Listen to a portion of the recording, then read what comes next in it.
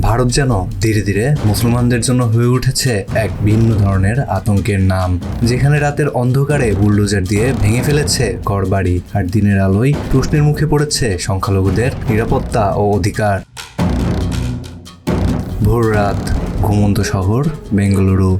হঠাৎই শুরু হয় উচ্ছেদ অভিযান। বেঙ্গালুরুর কোগিলু গ্রামের ফকির কলোনি ও ওয়াসিম লেআউটে বুলডোজার নামায় Bengaluru solid waste management limited. শীতের এই সময়টায় কোনো আগাম নোটিশ ছাড়াই প্রায় 400 মুসলিম পরিবারকে বাস্তুচ্যুত করা হয়, গুড়িয়ে দেওয়া হয় প্রায় 200টি বসতঘর। চোখের সামনে ভেঙে পড়ে 25 বছরের স্বপ্ন, মাথা গোঁজার শেষ আশ্রয়।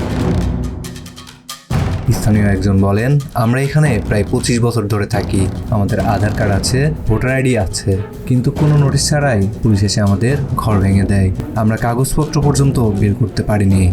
বাসিন্দাদের দাবি, এই উচ্ছেদ ছিল সম্পূর্ণ অমানবিক ও বেআইনি। অনেক পরিবার প্রয়োজনীয় কাগজপত্র, আসবাব, এমনকি শিশুদের বই খাতা ফেলে রেখে ঘর ছাড়তে বাধ্য হয়েছে।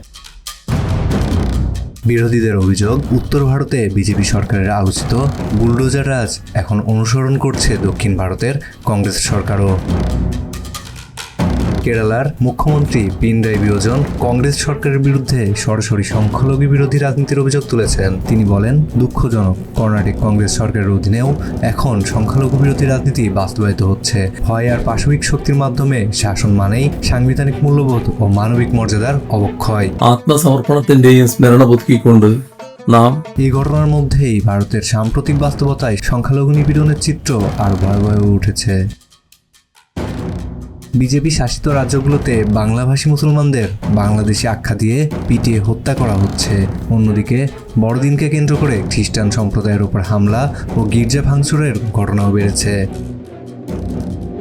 মানবাধিকার সংগঠনগুলোর মতে এগুলো কেবল বিচ্ছিন্ন ঘটনা নয়, বরং একটি ভয়ের রাজনীতির ধারাবাহিক প্রতিফলন। তাহলে প্রশ্ন উঠেছে, যাদের কাছে বৈধ পরিচয় আছে, যারা যুগের পর যুগ বসবাস করে আসছে, তাদের কিভাবে এক রাতে গৃহহীন করা যায়? কর্ণাটকের উচ্ছেদ অভিযান ভারতের সংখ্যালঘু নিরাপত্তা ও সাংবিধানিক অধিকার নিয়ে নতুন করে বড় প্রশ্নের জন্ম দিয়েছে। সাইদুর রহমান, ডেস্ক রিপোর্ট, নয়া শতাব্দী।